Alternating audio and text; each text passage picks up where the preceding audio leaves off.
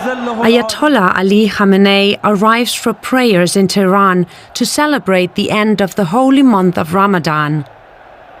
In his speech, a clear message to the US. The enmity from the US and Israel has always been there. They threaten to attack us, which we don't think is very likely. But if they do commit any mischief, they will surely receive a strong reciprocal blow.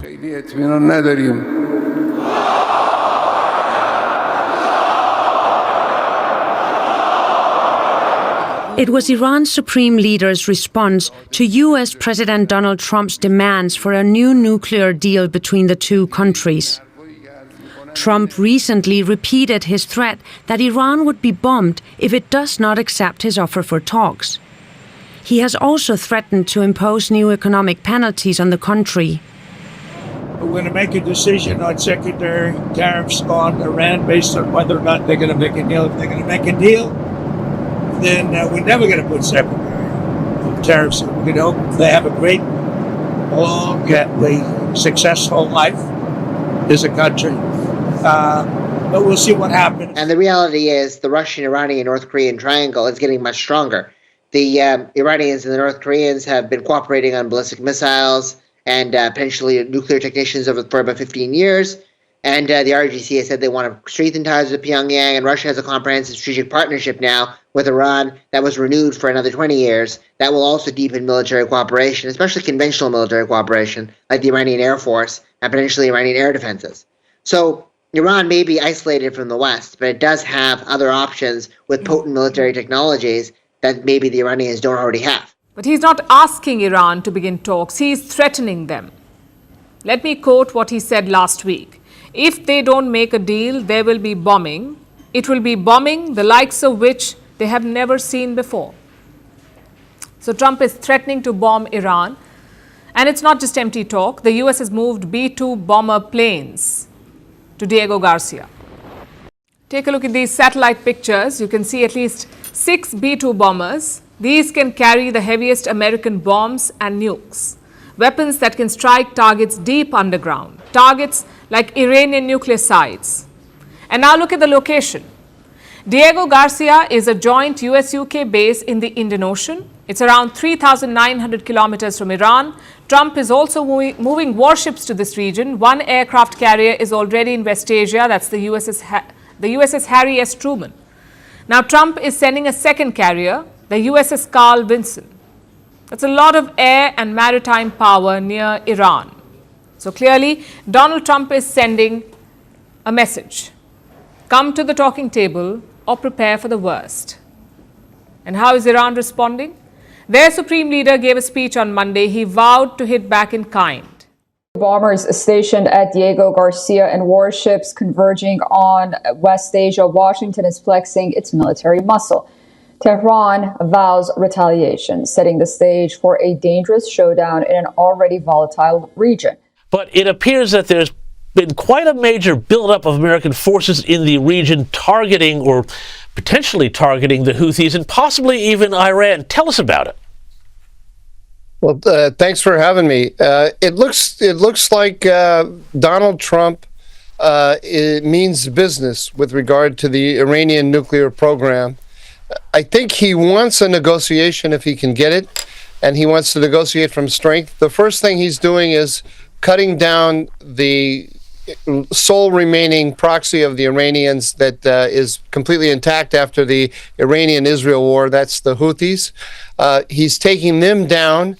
You could say, James, a year from now, we might say that this was the opening move in a negotiation between Tehran and Washington, or we might say it was the opening move in a war between the United States and Iran to end Iran's nuclear program.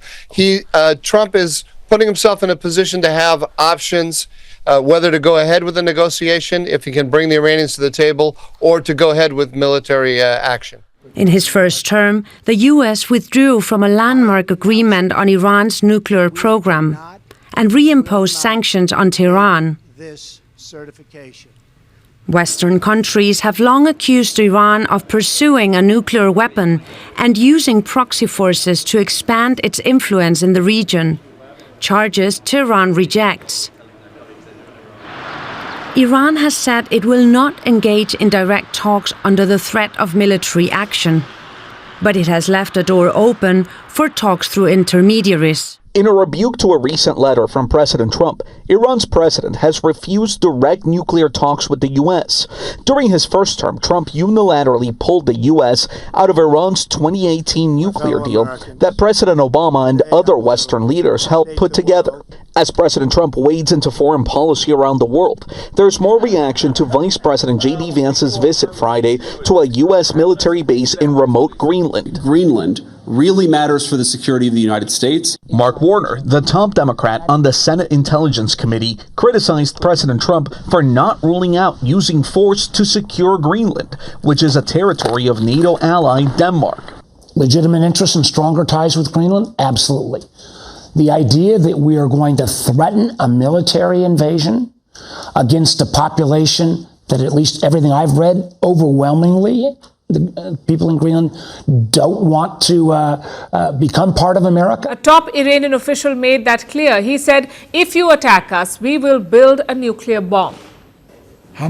We have said that there is a fatwa. We are working under the supervision of the IAEA and we won't move toward a nuclear weapon. But if you make a mistake regarding Iran's nuclear issue, you'll force Iran to take that path because it has to defend itself. How close is Iran to making a bomb? They could produce weapons-grade uranium in 2 weeks. After that, it's just a matter of months. So Iran is very close to making a nuclear bomb, which is why Donald Trump is suddenly keen on a deal. Iran too is open to restarting talks, but they have certain concerns. For starters, Iran wants the US to lift sanctions. Only then will they engage in direct talks. Secondly, there is a trust deficit. Iran went through all of this with Barack Obama. When he was president, Iran signed a nuclear deal and they kept their end of the agreement. It was America that walked out under Donald Trump. So naturally, the Iranians are a bit apprehensive. They feel that Trump cannot be trusted. The question is, how do you break this deadlock? You need a trusted mediator, someone who Trump and the Iranians can rely on. Well, I mean, that's the open question. I mean, we've seen one of the senior RGC brigadier generals over the past 24 hours warn that America is a glass house and shouldn't throw stones because America's got 50,000 troops in the region and 10 bases that could be attacked. But the reality is the Iranians have been sometimes successful in attacking American bases in Iraq and Syria, but they've also proven themselves to be quite limited in the scope of that retaliation, as we've seen in response to the Israeli strikes that occurred in October of last year. The Iranians threatened an apocalyptic response, but ultimately fired off a large portion of their missile arsenal and really didn't hit that many high-value targets. Trump is putting himself in a position to have options, whether to go ahead with the negotiation, if he can bring the Iranians to the table, or to go ahead with military action. Well, there's already been some military action against the Houthis, and I've seen reports just in the last few hours that Iran is starting to pull some of its forces out of the Houthi areas. Does that suggest that Iran kind of realizes that if the U.S. is putting in bombers in Diego Garcia and moving ships into the region and all of the other positioning that's happening there, this might not end well for their regime? All the signaling, as far as I can tell, all of the signaling says that the Americans really mean business. And Donald Trump, of course, reversed the rules of engagement that the Biden administration had imposed, which allowed the United States to respond to Houthi attacks only defensively, only against missiles that were being put on launchers, and only then against the missiles themselves, not against any leadership targets or critical military infrastructure. So I think he's sending a message of seriousness. The question is, are the Iranians going to hear it? And that is really hard to tell. Well, tell me, too, about the island of Diego Garcia and some of the positioning that's been done there, bombers, strategic bombers, and as Trump might say, like you've never seen before on those islands here. Well, I had talks with senior Israeli officials recently, and they told me something very interesting, which is that they believe that Donald Trump shares their strategic goal, that is to eliminate the Iranian nuclear program, also the Iranian threat, ballistic missile and proxy threat around the region. They think there's a disagreement between Jerusalem and Washington about the tactics. Trump wants to give it more time. He wants to try to get to a negotiation with the Iranians, but the Israelis believe he's sincere about this strategic goal. And it's a different attitude than they had toward the Biden administration, where they believe that the Biden administration said we agree on the strategic goal, but we disagree on tactics, but they didn't really. That was just a kind of papering, a kind of nice way to paper over the differences. I think they believe that Trump is really serious about this, and they believe that Trump wants it for the American interest, not for Israel. So they're rather confident about that.